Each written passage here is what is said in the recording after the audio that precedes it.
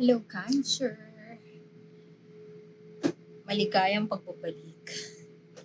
Sun, Moon, Rising Sign, and Venus July reading para sa sign ng Cancer. Kunin lang kung ano yung nakarelate kayo. Tapon nyo yung hindi. Okay lang yan. Kung hindi nakarelate, pero naniniwala ako nandito kayo. Kasi may dahilan. Maaaring ang oracle card sa dulo ang siyang makakarelate tayo.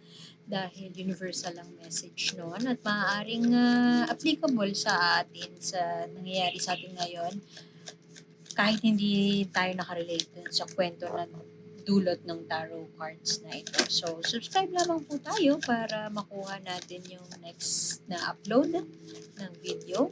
Baka mag-upload ako ng pick a card, yung mga ganon. So, tingnan natin.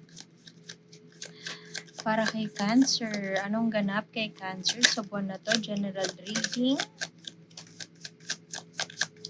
Ibig sabihin, ay, ang dami. Uy, delay? Ha? Buntis ka? Hindi, joke lang. On card pa lang yan. So, yun lang yung pumasok sa isip ko. Delay ng isang mensahe yan. Delay ng isang goal.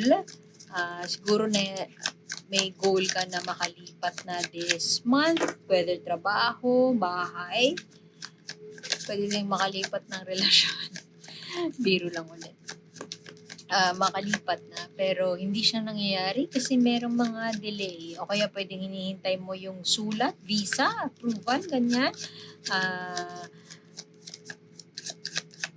Sulat ng bangko, hinihintay mo yung mga dokumento. Uy! Bakit parang love situation ito? With the lovers here, you could be in a same-sex partnership, guy to guy. Pwede din girl to girl, doesn't matter. Basta pwedeng nasa... Kaya love ko tong deck na to. Bigay to sa akin ito, ang first deck ko. Maaaring nasa... Kasi ano siya, LGBT deck siya. So, maaaring nasa LGBT relationship tayo. At kaka-break lang natin ng mga nakaraang buwan pero hindi ka makaalis. Pwede ang dahilan ng iyong breakup ay ang pag-alis mo, pag-relocate, pag-work overseas. Pwede din na hindi ka dito talaga nakatira. Tapos meron kang short relationship, short-term relationship pero nag-fall ka na. Hindi mo inaasahan na mag-fall ka. Pero kailangan mo nang umuwi, kailangan mo nang bumalik. So, very poignant or very masalimuot ang nangyaring ito ngayon. Minintay ka na lang na isang bagay para totally masarado mo na itong chapter na ito. Pero with the star card dito na gitnang-gitna pa ng reading, in the middle of that breakup, masakit siya pero hindi ka nawawala ng pag-asa at may pagka-calm and collected pa tayo. Meron man tayong hinihintay na sagot, pwedeng hinihintay na mensahe from somebody o hinihintay mo yung pagbabalik ng taong yun, hindi ka nawawalan ng pag-asa. May kinakapitan kang isang bagay na tingin mong makakapagpapanatag ng iyong loob. Na hindi man nag-work out ang choice of this relationship or hindi man nabuo sa full expression ang itong relasyon na to pero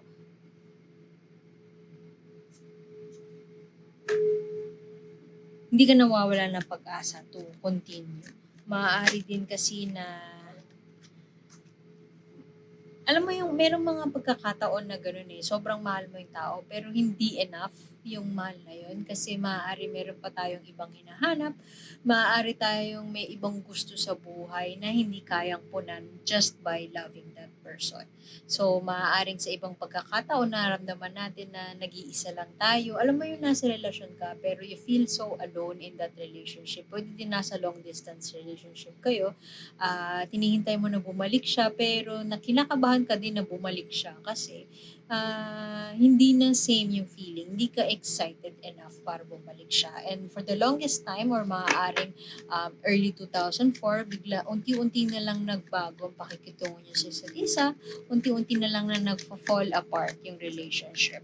Maaaring hindi pa kayo dinaya and maaaring pinatagal niyo lang yon. At Ayaw niyong i-confront or ayaw niyong harapin yung matagal ng issue or matagal ng bagay na pinag-aawayan niyo or pinagtatalunan niyo. Hindi siya simple, hindi siya gano'n kadali para i-address kaya siguro hindi siya naa-address. At maraming bagay na it's either pinalampas or hinihintay na mangyari bago gumawa ng aksyon. Puwede din yung isa sa inyo ay na-outgrow niya na yung isa. Meron siyang ibang gusto mangyari in life, nagparaya siya, hinayaan niya na maging successful muna yung partner niya, pero siya parang napag-iwanan. Ayaw niyang aminin na napag-iwanan siya kasi alam niya na yung pagsasakripisyo niya, pagbibigay ng spotlight dun sa partner niya ay makabubuti at it's all for the right reasons. Pero hindi mo maiwasan na maramdaman na parang naiwan ka, parang nag-iisa ka na lang, at parang medyo may pagod or may na-overthink tayo na mga bagay-bagay. Pwede din na yung iba sa inyo masyadong matigas ang ulo, meron siyang yung partner niya or pwedeng ikaw, gusto mo yung paraan mo lang ang tingin mong dapat mangyari sa relasyon na to, pero dahil yung partner mo may iba siyang gusto in life or nagbago na yung mga gusto niya sa buhay, hindi na kayo magkasundo. Pero mutual siya. Kung merong breakup na nagaganap or magaganap or may falling apart na nagaganap, mutual siya. Hindi man pinag-uusapan na, mag-break na tayo. Hindi man nag-uusap ng ganun. Pero alam nyo sa sarili nyo, alam nyo sa isa't isa na hindi na ganun ka-tibay ang pagsasama katulad ng dati. So, kailangan nyo nang gumawa ng desisyon na maaaring call it quits. Meron lang kayong hinihintay na isang bagay. Pwede nga yun visa eh. Pwede din na yung family, ngayon ka lang na ipakilala ng partner mo sa family niya as in a same-sex relationship. Ngayon nang nag-out yung partner mo, happy ka para sa kanya, pero yung mga tao sa paligid niya parang hindi pa lubusang tanggap yun. At nahihirapan kang tanggapin na hindi pa tanggap, matagal bago tanggapin ng mga tao sa paligid niya yung relasyon niya. So, medyo siguro disappointed ka doon or feeling mo napag-iiwanan ka in a sense na hindi ka niya maipagtanggol kasi naiintindihan niya kung saan nanggagaling yung mga tao sa paligid niya. Maaaring kaibigan nito, barkada niya, o family niya. Kasi siguro for the longest time, hindi siya out or nagpanggap siya na straight siya. Pwedeng ganun. So, parang para sa'yo, maaaring iniisip mo at this point na deserve ko ba na tumagal pa sa ganitong klaseng relasyon? Kasi baka mahirapan lang ako in the long run na ipaglaban to. Kung yung tao, yung sensibilities ng tao na yung ng partner ko ay mahirap baguhin.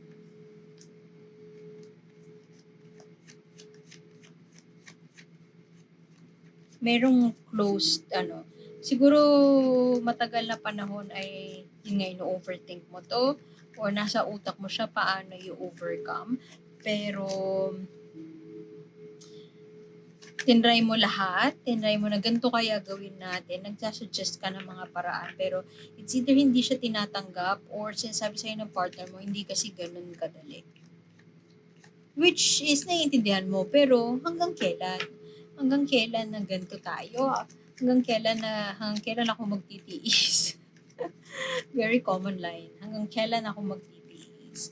So, pero maaaring nawawalan ka ng pasensya dahil ang dating sa'yo, yung partner mo, tinatamad na lang kumilos kasi masyado na siya naging komportable dun sa kinalakihan niya na mindset, dun sa mindset ng mga tao sa paligid niya. So, tinanggap niya na lang, he just resigned. Yun.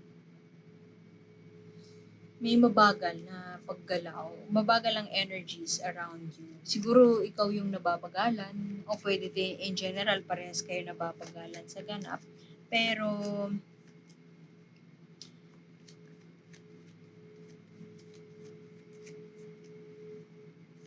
pwede din na yun yung nag-work kasi sa kasalukuyan.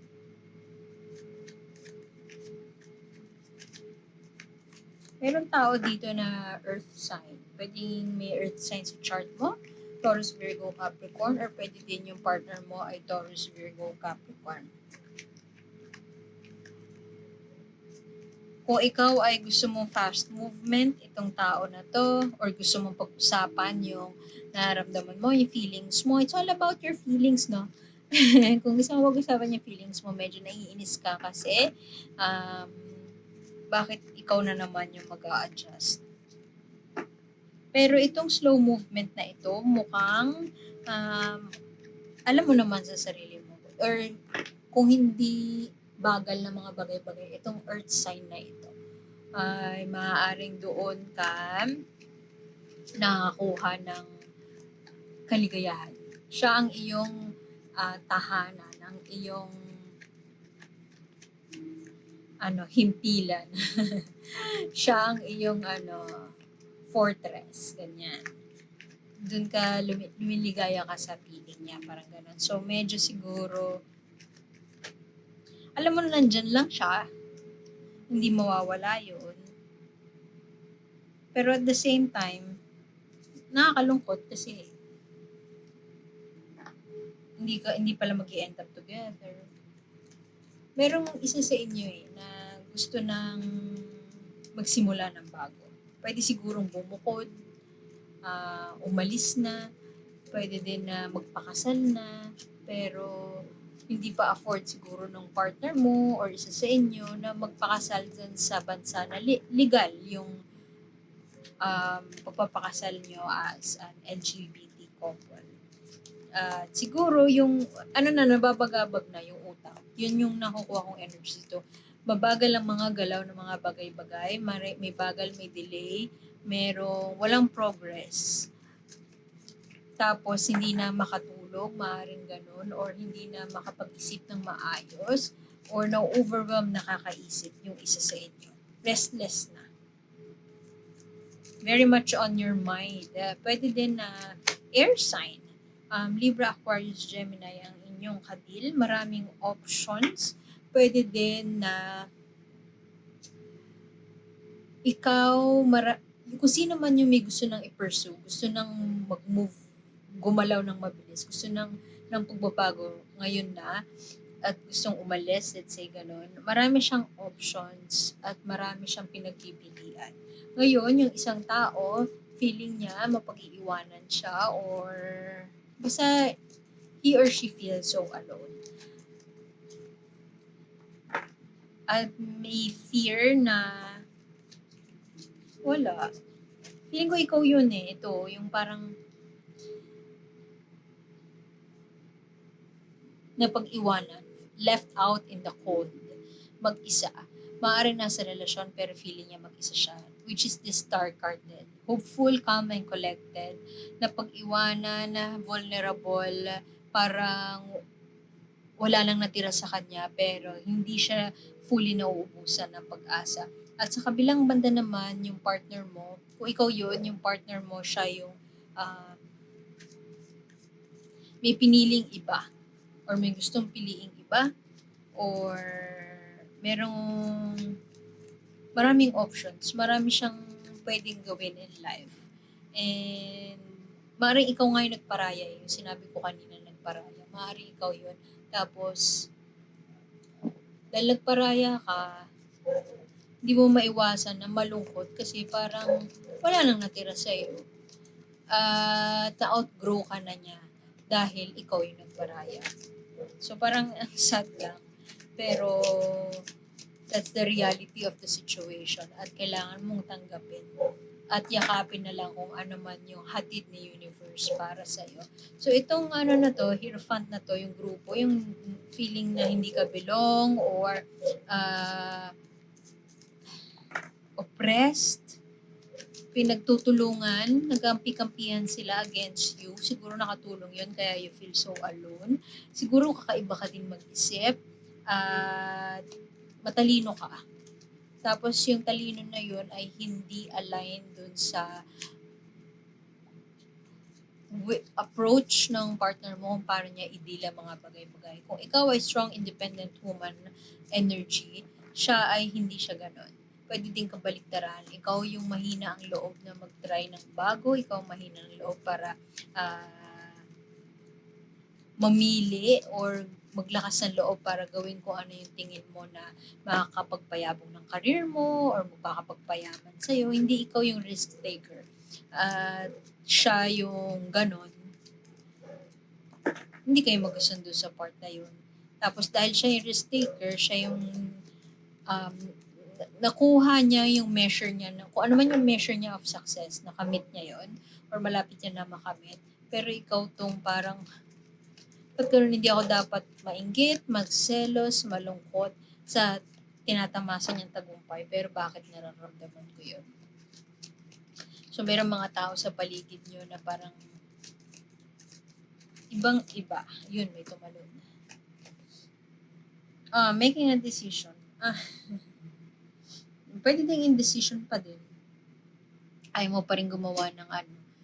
Yung iba sa inyo siguro na iimpluwensyahan ng grupo na yon or pwede din na yung decision mo ngayon na umalis na, gumawa na, mag-part ways, call it quits, umalis, whatever. Yung decision mo na yon ay guided by these feelings of oppression and feelings of feeling left alone in the cold. Mag-isa ka na lang and parang it's time to go. Masakit man, pero tingin ko ito yung dapat tamang desisyon para sa akin.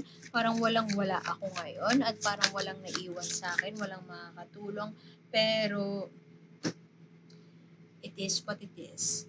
Cultivate story. Ano yung kwento na gusto mong ihabi na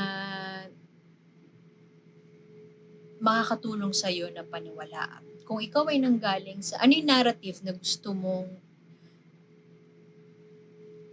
isabuhay? Yun. So, ito bang mga taong to kaya ka aalis sa grupo na yon ay dahil you feel attacked? O aalis ka kasi naniniwala ka dun sa storya mo at may pinanghahawakan kang kwento na iba talaga sa kanila at gusto mong sundin yung path na tingin mong tama para sa'yo. Ano yung narrative na susundin mo? Kung sinasabi sa'yo ng mga tao sa paligid mo na hindi ka good enough para dun sa partner mo, yun ba ang paniniwalaan mo o paniniwalaan mo ang kwento na pinanghahawakan yung dalawa? So, anong kwento ang meron ka at anong kwento ang gusto mong isabuhay? So, iwan ko na yun doon. Cancer, salamat for visiting. And like, share, and subscribe lamang. And sana makita ko kayo ulit next time. Salamat and bye-bye!